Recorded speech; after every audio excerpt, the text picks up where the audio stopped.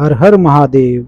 स्वागत है सभी शिव भक्तों का श्री शिव महापुराण की इस पावन कथा में। तो चलिए शुरू करते हैं अध्याय 17 विद्येश्वर संहिता का, जिसका सार है षडलिंग स्वरूप प्रणव का महात्म्य, उसके सूक्ष्म रूप ओंकार और स्थूल रूप पंचाक्षर मंत्र का विवेचन, उसके जप की विधि एवं महिमा, कार्य ब्रह्म के लोकों से लेकर कारण रुद्र के लोकों तक का विवेचन करके कालातीत पंचावरण विशिष्ट शिवलोक के अनिर्वचनीय वैभव का निरूपण तथा शिव भक्तों के सत्कार की महत्ता। ऋषि बोले, प्रभो महामुने, आप हमारे लिए क्रमशः षडलिंग स्वरूप प्रणव का महात्म्य तथा शिव भक्त के पूजन का प्रकार बताइए। सूत जी ने कहा, महर्षियों, आप लोग तपस्या के धनी हैं। आपने यह बड़ा सुंदर प्रश्न उपस्थित किया है, किंतु इसका ठीक ठीक उत्तर महादेव जी ही जानते हैं, दूसरा कोई नहीं। तथापि भगवान शिव की कृपा से ही मैं इस विषय का वर्णन करूंगा। वे भगवान शिव हमारी और आप लोगों की रक्षा का भारी भार बारंबार स्वयं ही ग्रहण करे। प्रनाम है प्रकृति से उत्पन्न संसार रूपी महासागर का, प्रणव इससे पार करने के लिए दूसरी नाव है, इसलिए इस ओंकार को प्रणव की संज्ञा देते हैं। ओंकार अपने जप करने वाले साधकों से कहता है, प्र से प्रपंच, न से नहीं और वह से तुम लोगों के लिए। अतः इस भाव को लेकर भी ज्ञानी पुरुष ओम का प्रणव नाम से जप जानते हैं। इसका दूसरा भाव यूं है, प्र से प्रकृष्ण, न से नयेत, वह से युष्मान मोक्षम इति वा प्रणवः, अर्थात यह तुम सब उपासकों को बलपूर्वक मोक्ष तक पहुंचा देगा। इस अभिप्राय से भी इसे ऋषि मुनि प्रणव कहते हैं। अपना जप करने वाले योगियों के तथा अपने मंत्र की पूजा करने वाले उपासक के समस्त कर्मों का नाश करके यह दिव्य नूतन ज्ञान देता है, इसलिए भी इसका नाम प्रणव है। उन माया रहित महेश्वर को ही नव अर्थात नूतन कहते हैं। वे परमात्मा प्रकृष्ट रूप से नव अर्थात शुद्ध स्वरूप हैं, इसलिए प्रणव कहलाते हैं। प्रणव साधक को नव अर्थात नवीन कर देता है, इसीलिए भी विद्वान पुरुष उसे प्रणव के नाम से जानते हैं, अथवा प्रकृष्ट रूप से नव दिव्य परमात्म ज्ञान प्रकट करता है, इसलिए यह वह प्रणव है। प्रणव के दो भेद बताए गए हैं, स्थूल और सूक्ष्म। एक अक्षर रूप है जो ओम है, उसे सूक्ष्म प्रणव जानना चाहिए, और नमः शिवाय इस 5 अक्षर वाले मंत्र को स्थूल प्रणव समझना चाहिए। जिसमें 5 अक्षर व्यक्त नहीं है वह सूक्ष्म है, और जिसमें 5 अक्षर सुस्पष्ट रूप से व्यक्त है वह स्थूल है। जीवन मुक्त पुरुष के लिए सूक्ष्म प्रणव के जप का विधान है, वहीं उसके लिए समस्त साधनों का सार है। यद्यपि जीवन मुक्त के लिए किसी साधन की आवश्यकता नहीं है, क्योंकि वह सिद्ध रूप है, तथापि दूसरों की दृष्टि में जब तक उसका शरीर रहता है तब तक उसके द्वारा प्रणव जप की सहज साधना स्वतः होती रहती है। वह अपनी देह का विलय होने तक सूक्ष्म प्रणव का मंत्र का जाप और उसके अर्थभूत परमात्म तत्व का अनुसंधान करता रहता है। जब शरीर नष्ट हो जाता है तब वह पूर्ण ब्रह्म स्वरूप शिव को प्राप्त कर लेता है, यह सुनिश्चित बात है। जो अर्थ का अनुसंधान न करके केवल मंत्र का जप करता है उसे निश्चय ही योग की प्राप्ति होती है। जिसने 36 करोड़ मंत्र का जप कर लिया हो उसे अवश्य ही योग प्राप्त हो जाता है। सूक्ष्म प्रणव के भी हर्ष और दीर्घ के भेद से 2 रूप जानने चाहिए, अकार, उकार, मकार, बिंदु, नाद, शब्द, काल और कला। इनसे युक्त जो प्रणव है उसे ही दीर्घ प्रणव कहते हैं। वह योगियों के ही हृदय में स्थित होता है। मकार पर्यंत जो ओम है वह ए, उ, मैं इन 3 तत्वों से युक्त है, इसी को हर्ष प्रणव कहते हैं। ए शिव है, उ शक्ति है और मकार इन दोनों की एकता है, वह त्रितत्व रूप है। ऐसा समझकर हर्ष प्रणव का जप करना चाहिए। जो अपने समस्त पापों का अक्षय करना चाहते हैं उनके लिए इस हर्ष प्रणव का जप अत्यंत आवश्यक है। पृथ्वी, जल, तेज, वायु और आकाश, ये 5 भूत तथा शब्द, स्पर्श आदि इनके 5 विषय, ये सब मिलकर 10 वस्तुएं मनुष्य की कामना के विषय हैं। इनकी आशा मन में लेकर जो कर्मों के अनुष्ठान में संलग्न होते हैं वे 10 प्रकार के पुरुष प्रवृत्त अर्थात प्रवृत्ति मार्गी कहलाते हैं, तथा जो निष्काम भाव से शास्त्र विहित कर्मों का अनुष्ठान करते हैं वे निवृत्त अर्थात निवृत्ति मार्गी कहे गए हैं। परव्रत पुरुषों को हर्षव प्रणव का ही जप करना चाहिए और निर्व्रत पुरुषों को दीर्घ प्रणव का, विहार्थियों तथा अन्य मंत्रों के आदि में इच्छानुसार शब्द और कला से युक्त प्रणव का उच्चारण करना चाहिए। वेद के आदि में और दोनों संध्याओं की उपासना के समय भी ओंकार का उच्चारण करना चाहिए। प्रणव का 9 करोड़ जप करने से मनुष्य शुद्ध हो जाता है। फिर 9 करोड़ का जप करने से वह पृथ्वी तत्व पर विजय पा लेता है। तत्पश्चात पुनः 9 करोड़ का जप करके वह जल तत्व को जीत लेता है। पुनः 9 करोड़ जप से अग्नि तत्व पर विजय पाता है। तदनंतर फिर 9 करोड़ का जप करके वह वायु तत्व पर विजयी होता है। फिर 9 करोड़ के जप से आकाश को अपने अधिकार में कर लेता है। इसी प्रकार 9 करोड़ का जप करके वह क्रमशः गंध, रस, रूप, स्पर्श और शब्द पर विजय पाता है। इसके बाद फिर 9 करोड़ का जप करके अहंकार को भी जीत लेता है। इस तरह 108 करोड़ प्रणव का जप करके उत्कृष्ट बोध को प्राप्त हुआ पुरुष शुद्ध योग का लाभ करता है। शुद्ध योग से युक्त होने पर वह जीवन मुक्त हो जाता है, इसमें संशय नहीं है। सदा प्रणव का जप और प्रणव रूपी शिव का ध्यान करते करते समाधि में स्थित हुआ महायोगी पुरुष साक्षात शिव ही है, इसमें संशय नहीं है। पहले अपने शरीर में प्रणव के ऋषि, छंद और देवता आदि का न्यास करके फिर जाप आरंभ करना चाहिए। अकारदी मात्र का वर्णों से युक्त प्रणव का अपने अंगों में न्यास करके मनुष्य ऋषि हो जाता है। मंत्रों के 10 विध संस्कार, मात्र का न्यास तथा षढ़त्व शोधन आदि के साथ संपूर्ण न्यास फल उसे प्राप्त हो जाता है। प्रवृत्ति तथा परवृत्ति निवृत्ति से मिश्रित भाव वाले पुरुषों के लिए स्थूल प्रणव का जप ही अभिष्ट साधक होता है। क्रिया, तप और जप के योग से शिव योगी 3 प्रकार के होते हैं, जो क्रमशः क्रिया योगी, तपो योगी और जप योगी कहलाते हैं। जो धन आदि वैभवों से पूजा सामग्री को संचय करके हाथ आदि अंगों से नमस्कार आदि क्रिया करते हुए इष्ट देव की पूजा में लगा रहता है, वह क्रिया योगी कहलाता है। पूजा में संलग्न रहकर जो परिमित भोजन करता, बाह्य इंद्रियों को जीतकर वश में किए रहता और मन को भी वश में करके परद्रोह आदि से दूर रहता है, वह तपोयोगी कहलाता है। इन सभी सद्गुणों से युक्त होकर जो सदा शुद्ध भाव से रहता तथा समस्त काम आदि दोषों से रहित हो शांत चित्त से निरंतर जप किया करता है, उसे महात्मा पुरुष जप योगी मानते हैं। जो मनुष्य 16 प्रकार के उपचारों से शिव योगी महात्माओं की पूजा करता है, वह शुद्ध होकर सालोक्य आदि के क्रम से उत्तरोत्तर उत्कृष्ट मुक्ति को प्राप्त कर लेता है। द्विजो, अब मैं जप योग का वर्णन करता हूँ, तुम सब लोग ध्यान देकर सुनो।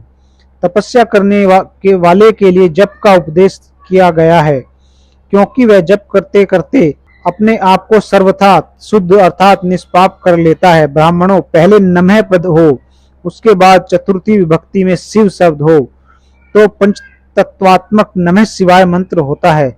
इसे शिव पंचाक्षर कहते हैं। यह स्थूल प्रणव रूप है। इस पंचाक्षर के जाप से ही मनुष्य संपूर्ण सिद्धियों को प्राप्त कर लेता है। पंचाक्षर मंत्र के आदि में ओमकार लगाकर ही सदा उसका जप करना चाहिए। द्विजो, गुरु के मुख से पंचाक्षर मंत्र का उपदेश पाकर जहाँ सुख पूर्वक निवास किया जा सके, ऐसी उत्तम भूमि पर महीने के पूर्व पक्ष अर्थात शुक्ल में प्रतिपदा से आरंभ करके कृष्ण पक्ष की चतुर्दशी तक निरंतर जप करता रहे। माघ और भादो के महीने अपना विशिष्ट महत्व रखते हैं। यह समय सब समयों से उत्तमोत्तम माना गया है। साधक को चाहिए कि वह प्रतिदिन एक बार परिमित भोजन करे, मौन रहे, इंद्रियों को वश में रखे, अपने स्वामी एवं माता पिता की नित्य सेवा करे। इस नियम से रहकर जप करने वाला पुरुष 1 सहस्त्र जप से ही शुद्ध हो जाता है, अन्यथा वह ऋणी होता है। भगवान शिव का निरंतर चिंतन करते हुए पंचाक्षर मंत्र का 5 लाख जाप करे।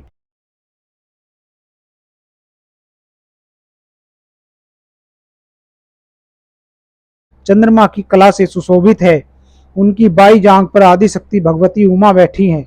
वहां खड़े हुए बड़े बड़े गण भगवान शिव की शोभा बढ़ा रहे हैं। महादेव जी अपने चारों हाथों में मृग मुद्रा, टंक तथा वर एवं अभय की मुद्राएं धारण किए हुए हैं। इस प्रकार सदा सब पर अनुग्रह करने वाले भगवान सदाशिव का बारंबार स्मरण करते हुए हृदय अथवा सूर्य मंडल में पहले उनकी मानसिक पूजा करके फिर पूर्वाभिमुख हो पूर्वोक्त पंचाक्षरी विद्या का जप करे। उन दिनों साधक सदा शुद्ध कर्म ही करे और दुष्कर्मों से बचा रहे। जप की समाप्ति के दिन कृष्ण पक्ष की चतुर्दशी को प्रातः काल नित्य कर्म करके शुद्ध एवं सुंदर स्थान में शौच, संतोष आदि नियमों से युक्त हो शुद्ध हृदय से पंचाक्षर मंत्र का 12 सहस्त्र जप करें। तत्पश्चात 5 सपत्नीक ब्राह्मणों का जो श्रेष्ठ एवं शिव भक्त हो वर्ण करें। इनके अतिरिक्त एक श्रेष्ठ आचार्य प्रवर का भी वर्ण करें और उसे सांब सदाशिव का स्वरूप समझे। ईशान, तत्पुरुष, अघोर, वामदेव तथा सद्योजात इन पांचों के प्रतीक स्वरूप 5 ही श्रेष्ठ और शिव भक्त ब्राह्मणों का वर्ण करने के पश्चात पूजन सामग्री को एकत्र करके भगवान शिव का पूजन आरंभ करें। विधि पूर्वक शिव की पूजा संपन्न करके होम आरंभ करें। अपने ग्रहीय सूत्र के अनुसार सुखांत कर्म करके अर्थात परिसमूहन, उपलेपन, उल्लेखन, मृत उद्धरण और अभ्युक्षण इन 5 भू संस्कारों के पश्चात वेदी पर स्वाभिमुख अग्नि को स्थापित करके कुशकंडिका के अनंतर प्रज्वलित अग्नि में आज्या भागांत आहुति देकर प्रस्तुत होम का कार्य आरंभ करे। कपिला गाय के घी से 11, 101 अथवा 1001 आहुतियां स्वयं ही दे अथवा विद्वान पुरुष शिव भक्त ब्राह्मणों से 108 आहुतियां दिलाएं। होम कर्म समाप्त होने पर गुरु को दक्षिणा के रूप में गाय और बैल देने चाहिए। ईशान आदि के प्रतीक स्वरूप जिन 5 ब्राह्मणों का वर्ण किया गया है उनको ईशान आदि का स्वरूप ही समझे तथा आचार्य को सांब सदाशिव का स्वरूप माने। इसी भावना के साथ इन सबके चरण धोए और उनके चरणोदक से अपने मस्तक को सींचे। ऐसा करने से वह साधक अगणित तीर्थों में तत्काल स्नान करने का फल प्राप्त कर लेता है। उन ब्राह्मणों को भक्ति पूर्वक दशांश अन्न देना चाहिए। गुरु पत्नी को पराशक्ति मानकर उनका भी पूजन करे। ईशान आदि क्रम से उन सभी ब्राह्मणों का उत्तम अन्न से पूजन करके अपने वैभव विस्तार के अनुसार रुद्राक्ष, वस्त्र, बड़ा और पुआ आदि अर्पित करे। तदनंतर दिक्पाल आदि को बलि देकर ब्राह्मणों को भरपूर भोजन कराए। इसके बाद देवेश्वर शिव से प्रार्थना करके अपना जप समाप्त करे। इस प्रकार पुरस्चरण करके मनुष्य उस मंत्र को सिद्ध कर लेता है। फिर 5 लाख जप करने से समस्त पापों का नाश हो जाता है। तदनंतर पुनः 5 लाख जप करने पर ऐतल से लेकर सत्यलोक तक 14 भुवनों पर क्रम से अधिकार प्राप्त हो जाता है।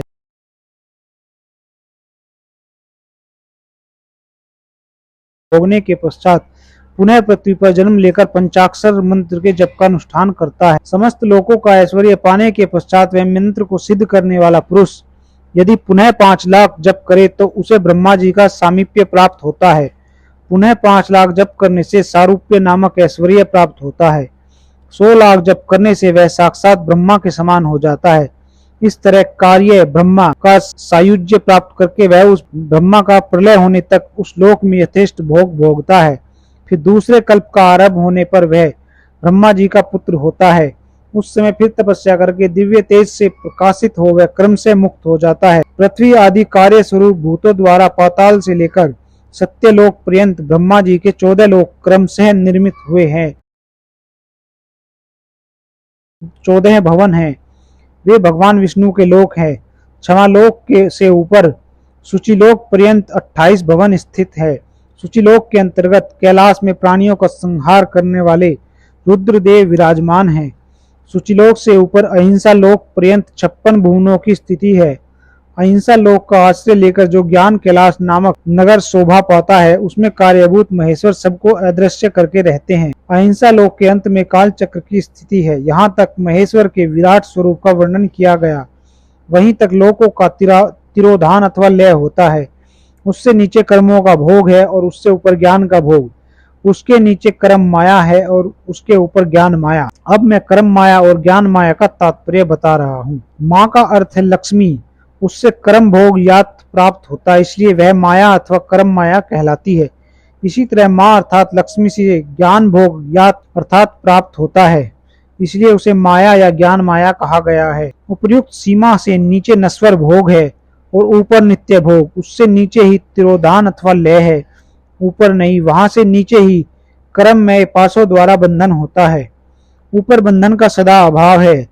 उससे नीचे ही जीव सकाम कर्मों का अनुसरण करते हुए विभिन्न लोकों और योनियों में चक्कर काटते हैं। उससे ऊपर के लोकों में निष्काम कर्म का ही भोग बताया गया है। बिंदुओं में तत्पर रहने वाले उपासक वहां से नीचे के लोकों में ही घूमते हैं।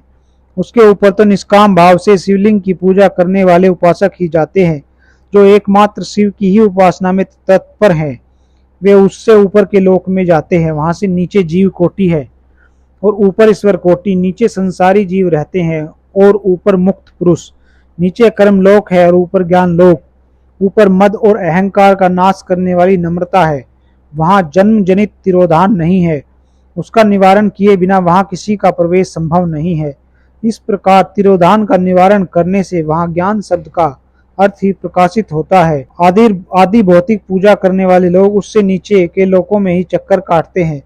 जो आध्यात्मिक उपासना करने वाले हैं वे ही उससे ऊपर को जाते हैं। जो सत्य, अहिंसा आदि धर्मों से युक्त हों, भगवान शिव के पूजन में तत्पर रहते हैं, वे काल चक्र को पार कर जाते हैं। काल चक्रेश्वर की सीमा तक जो विराट महेश्वर लोक बताया गया है, उससे ऊपर वृषभ के आकार में धर्म की स्थिति है। वह ब्रह्मचर्य का मूर्तिमान रूप है। उसके सत्य, सोच, अहिंसा और दया चार पाद हैं। वह साक्षात शिवलोक के द्वार पर खड़ा है। क्षमा उसके सींग है, सम कान है। वह वेद ध्वनि रूपी शब्द से विभूषित है। आस्तिकता उसके दोनों नेत्र है। विश्वास ही उसकी श्रेष्ठ बुद्धि है एवं मन है। क्रिया आदि धर्म रूपी जो वृषभ है वे कारण आदि में स्थित हैं, ऐसा जानना चाहिए। उस क्रिया रूप वृषभाकार धर्म पर कालानित शिव आरूढ़ होते हैं। ब्रह्मा, विष्णु और महेश्वर की जो अपनी अपनी आयु है उसी को दिन कहते हैं। जहाँ धर्म रूपी वृषभ की स्थिति है उससे ऊपर न दिन है न रात्रि। वहाँ जन्म मरण आदि भी नहीं है। वहाँ फिर से कारण स्वरूप ब्रह्मा के कारण सत्यलोक पर्यंत 14 लोक स्थित है, जो 5 भौतिक गंध आदि से परे हैं। उनकी सनातन स्थिति है। सूक्ष्म गंध ही उनका स्वरूप है। उनसे ऊपर फिर कारण रूप विष्णु के 14 लोक स्थित हैं। उनसे भी ऊपर फिर कारण रूपी रुद्र के 28 लोकों की स्थिति मानी गई है। फिर उनसे भी ऊपर कार्णेश शिव के 56 लोक विद्यमान है। तदनंतर शिव सम्मत ब्रह्मचर्य लोक है और वही 5 आवरणों से युक्त ज्ञान में कैलाश है, जहाँ 5 मंडप, 5 ब्रह्म कला और आदि शक्ति से संयुक्त आदि लिंग प्रतिष्ठित है। उसे परमात्मा शिव का शिवालय कहा गया है। वहीं पराशक्ति से युक्त परमेश्वर शिव निवास करते हैं। वे सृष्टि, पालन, संहार, तिरोभाव और अनुग्रह इन 5 कृत्यों में प्रवीण हैं। उनका श्री विग्रह सच्चिदानंद स्वरूप है। वे सदा ध्यान रूपी धर्म में ही स्थित रहते हैं और सदा सब पर अनुग्रह किया करते हैं। वे स्वात्माराम है और समाधि रूपी आसन पर आसीन हो नित्य विराजमान होते हैं। कर्म एवं ध्यान आदि का अनुष्ठान करने से क्रमशः साधन पथ में आगे बढ़ने पर उनका दर्शन साध्य होता है। नित्य, नैमित्तिक आदि कर्मों द्वारा देवताओं का यजन करने से भगवान शिव के समाराधन क्रम में मन लगता है। क्रिया आदि जो शिव संबंधी कर्म है उनके द्वारा शिव ज्ञान सिद्ध करें। जिन्होंने शिव तत्व का साक्षात्कार कर लिया है अथवा जिन पर शिव की कृपा दृष्टि पड़ चुकी है वे सब मुक्त ही हैं, इसमें संशय नहीं है।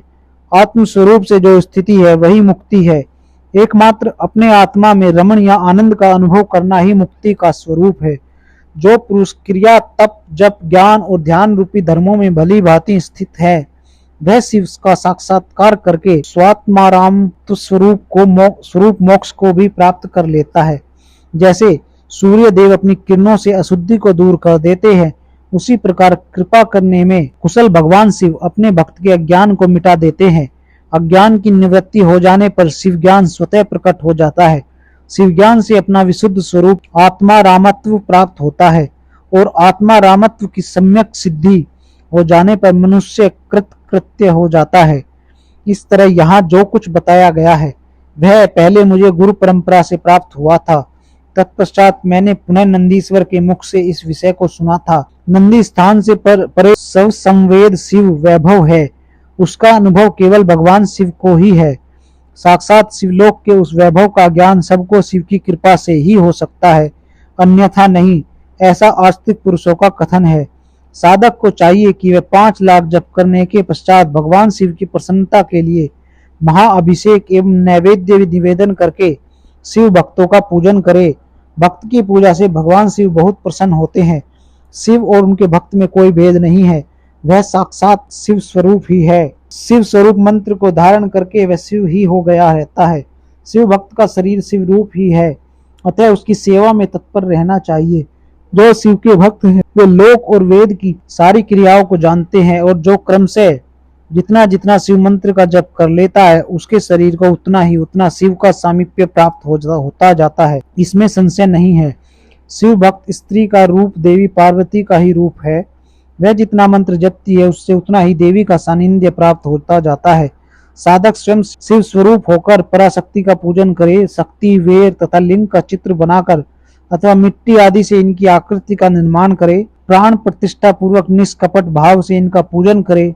शिवलिंग को शिव मानकर अपने को शक्ति स्वरूप समझकर, शक्ति लिंग को देवी मानकर अपने को शिव रूप समझकर, शिवलिंग को नाद रूप तथा शक्ति को बिंदु रूप मानकर परस्पर सटे हुए शक्ति लिंग और शिवलिंग के प्रति उपप्रधान और प्रधान की भावना रखते हुए जो शिव और शक्ति का पूजन करता है वह मूल रूप की भावना करने के कारण शिव रूप ही है। शिव भक्त शिव मंत्र रूप होने के कारण शिव के ही स्वरूप है।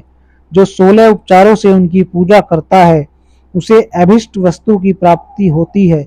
जो शिवलिंगोपासक शिव भक्त की सेवा आदि करके उसे आनंद प्रदान करता है उस विद्वान पर भगवान शिव बड़े प्रसन्न होते हैं। 5, 10 या 100 सपत्नीक शिव भक्तों को बुलाकर भोजन आदि के द्वारा पत्नी सहित उनका सदैव समादर करे। धन में, देह में और मंत्र में शिव भावना रखते हुए उन्हें शिव और शक्ति का स्वरूप जानकर निष्कपट भाव से उनकी पूजा करे। ऐसा करने वाला पुरुष इस भूतल पर फिर जन्म नहीं लेता है। इसी कथन के साथ अध्याय 17 विद्येश्वर संहिता का समाप्त होता है। तो भक्तों प्रेम से बोलिए हर हर महादेव और कृपया मेरे चैनल को सब्सक्राइब करिए जिससे अगली वीडियो की नोटिफिकेशन आपको सबसे पहले मिले। धन्यवाद।